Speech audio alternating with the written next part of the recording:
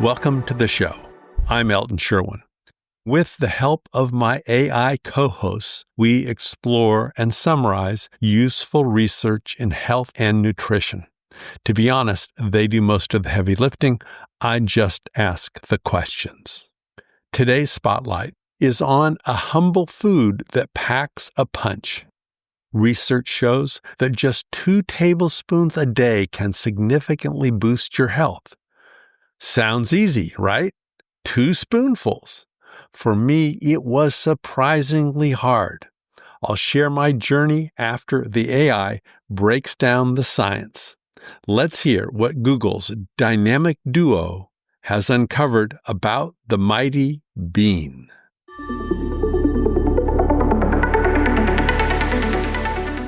Welcome to the Deep Dive.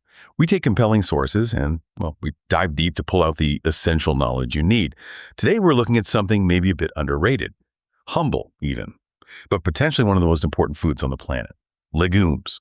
We're talking beans, lentils, chickpeas, peas, that whole family.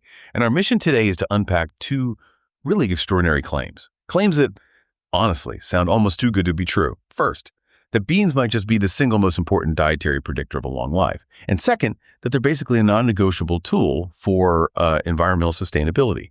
So can something this simple, this affordable, really improve your body and help fix a planet? Let's find out. Yeah, we've pulled together quite a bit of material here. We're drawing heavily on some meticulous nutritional reviews, from experts like Dr. Michael Greger, but also looking at crucial global policy stuff like the EAT-Lancet Commission findings. And importantly, some specific life cycle assessments that really break down the comparison between animal and plant proteins. So as you listen, think about the stakes here.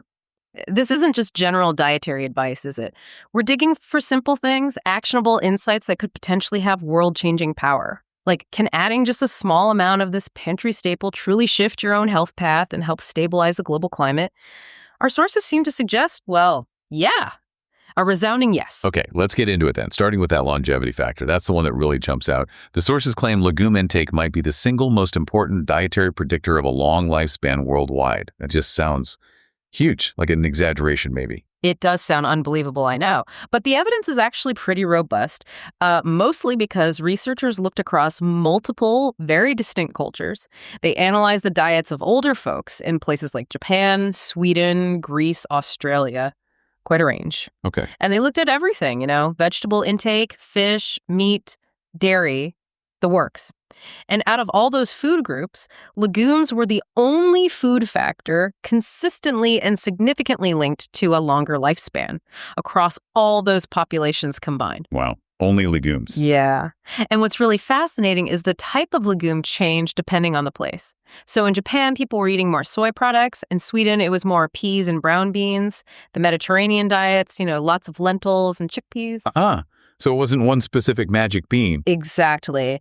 It suggests the benefit comes from the category itself, something inherent to legumes. Right, like maybe the fiber or that low glycemic thing we hear about. It works no matter which kind you prefer. That seems to be the case. It's the common elements providing the benefit. So how much benefit are we actually talking about here? Is it significant? They actually quantified it. Get this.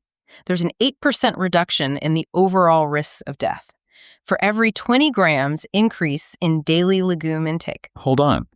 20 grams? That sounds tiny. What is that in normal term? It's roughly 2 tablespoons worth, maybe 2 or 3 spoonfuls of beans a day. Okay, wait a minute. So you're saying this huge longevity benefit isn't tied to becoming a vegetarian or some super strict diet. It's linked to eating just 2 tablespoons of beans. That's what the data indicates. That makes this potentially the most affordable, lowest effort health change we've ever talked about on here. Absolutely. Think about it. If you go from eating basically no beans to adding just those couple of spoonfuls a day, you're already making a measurable positive difference to your mortality risk over time. An 8% increase in survival probability for a couple of spoons of beans.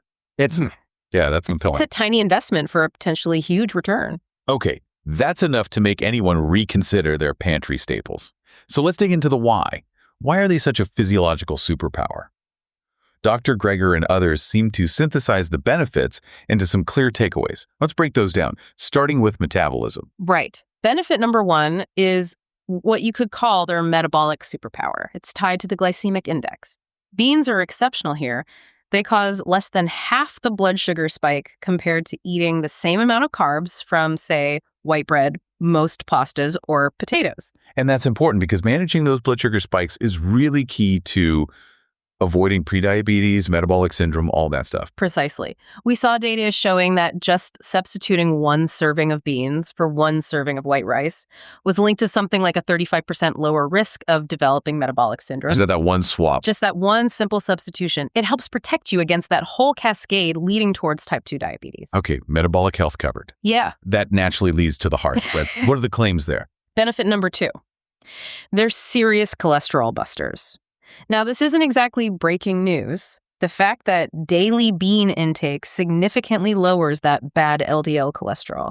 We've known that since the 1960s. How does that work again? It's mainly the soluble fiber. It literally binds onto cholesterol in your gut and helps, well, flush it out. Okay. But the real-world impact is pretty huge. Look at data from Costa Rican adults. Just one small daily serving of beans was associated with a stunning 38% lower risk of heart attack. 38%. Wow. And remember, heart disease is the #1 killer globally. So a 38% reduction from adding some beans, that's massive. Incredible. Okay, benefit number 3, blood pressure and artery health. Right. Beans are kind of uniquely packaged with multiple nutrients that are known to help lower blood pressure independently. You've got fiber, high potassium, plant protein, and they're naturally low in saturated fat. So like a built-in formula for better circulation. Essentially, yeah. A low-sodium, nutrient-dense package designed to support your blood vessels. And it's not just about lowering the numbers on the cuff. A legume-rich diet can lead to major improvements in how well your arteries actually function. There's even evidence it can help prevent and reverse peripheral artery disease, or PAD.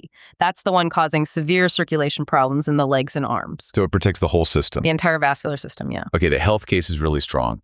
But we also touched on practicality. Benefit number 4 seems to be about value, right? Nutrient density per dollar. Absolutely. You could argue beans are the single cheapest source of essential nutrients you can find, period. And we're not just talking protein. It's vital vitamins, minerals, fiber, antioxidants, the whole package. So you get a lot of nutritional bang for your buck. Exactly. When researchers analyze nutrient density per penny, the standouts are often things like pinto beans, lentils, black beans, kidney beans. They're nutritional powerhouses hiding as these really affordable staples. Makes sense. And finally, benefit number 5. This one seems to cover weight management and chronic disease. Yeah, because they're packed with both fiber and protein, beans are great for satiety, that feeling of fullness. Right, which helps you not overeat. Exactly. It's key for managing weight. And studies consistently show people who eat beans regularly tend to have lower body weight, smaller waist circumference, and lower systolic blood pressure. And the chronic disease angle. On that front, research confirms compounds in beans, especially the colored ones like black or kidney beans, have strong antioxidant activity. And there's specific research linking soy food intake, which are legumes, to improve breast cancer survival rates. Okay, that's an overwhelming case for health and longevity. But yeah, we have to talk about the elephant in the room, or maybe the sound in the room. Yes, the gas issue. What did the studies say about that? It's a major reason people avoid beans, right? It's definitely a real concern and a real physiological effect, but the key finding is that it's often temporary. Studies show that even when people add a fair amount, like over half a cup of beans daily, the initial discomfort, it often fades pretty quickly. Flatulence levels generally return to what people report as their normal after just a few weeks of eating them consistently. Now that claim returns to normal levels. That sounds almost too good to be true. Are they just relying on people saying, yeah, I feel normal now? That's a fair question. Yes, it is based on self-recording in those studies. Because let's be honest, the social awkwardness is probably a bigger barrier for many people than the actual feeling itself. Understood. But the biology supports the idea of adaptation. Your gut microbes, the biome, it adjusts to handling those non-digestible carbohydrates much more efficiently over time. So it's more of an adjustment period than a permanent sentence. That's the crucial bit people need to hear if they're avoiding beans because of gas. Okay, so sticking with it pays off. Yeah. Are there any tricks to make that adjustment easier? Or, speed it up? Definitely. The main things causing the gas are those non-digestible carbs that leach out into the water when you soak or cook beans. So simple prep helps a lot. Always discard the soaking water before you cook the beans. Right. And if you're using canned beans, rinsing them really well under running water is key. That gets rid of not just the gas-producing compounds, but also cuts the sodium content by around 40%, which is a nice bonus. Good tips. Okay, so beans are a superpower for your lifespan, your heart, your wallet. But you mentioned they might be the single strongest lever for global stability. That feels like a huge leap from my personal health to like a global mandate. Are the sources really saying this isn't just a good idea, it's an environmental necessity? That is precisely what the EAT-Lancet Commission concluded. Their report basically stated that food is the single strongest lever we have to optimize both human health and environmental sustainability simultaneously. And the urgency, they framed it starkly. Unhealthy diets globally now pose a greater risk to mortality than tobacco, alcohol, drug use, and unsafe sex combined. Wow, that puts it in perspective. So their conclusion was, to feed everyone healthily by 2050 without wrecking the planet, we have to fundamentally shift our diets. Globally, that means consumption of healthy foods like legumes and nuts needs to roughly double, while consumption of things like red meat needs to drop by more than 50%, especially in wealthier countries. This is about active replacement. Exactly. Using beans, lentils, and other plant proteins as the substitute is central to their model. Okay, that brings us squarely to the environmental math. Our sources actually compared a standard beef burger patty to one blended with lentils. They looked at a regular all-beef burger versus a hybrid patty. This hybrid one replaced 1/3, so 33% of the ground beef with cooked lentil puree. Okay, so a direct comparison. Right. It lets you see the exact environmental return you get for that substitution. And the key finding was just how consistent it was. Making that 33% switch to lentils reduced the overall environmental footprint by, you guessed it, roughly 33%. And that was across all the major metrics they looked at. A third less meat, a third less impact. Makes sense. So let's break down those metrics. Carbon footprint. Reduced by 33%, greenhouse gas emissions for that bladed burger were down by 1/3 compared to the all-beef one. What about water? That's always a big one with food production. Water footprint, specifically looking at blue water, that's irrigation water from rivers, lakes, groundwater, also reduced by about 33%. And this is where lentils in particular really stand out. Lentils grown in many areas like Saskatchewan and Canada, where a lot come from, are mostly rain-fed. Their blue water footprint is almost zero. Wow, compared to the huge amount of water needed for animal agriculture, yeah. Yeah. It's a stark contrast. That water for livestock has to be diverted from other critical uses. Plant-based proteins deliver essential nutrition using vastly fewer environmental resources. The return on investment, environmentally speaking, is just staggering.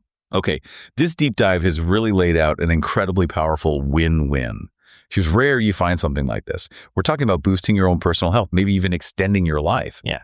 While at the same time dramatically cutting the carbon and water footprint on your plate, all just by eating more beans. It's quite compelling. And we know, based on reports like EAT-Lancet, that this kind of dietary shift towards more plant-based foods isn't just nice to have, it's probably necessary to stabilize the Earth's systems by mid-century.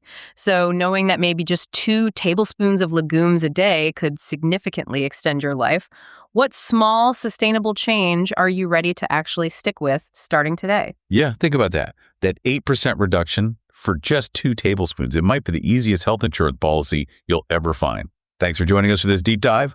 We'll see you next time.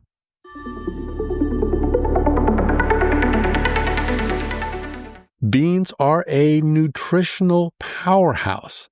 Experts often recommend 2 or 3 servings a day. But my gut didn't get the memo.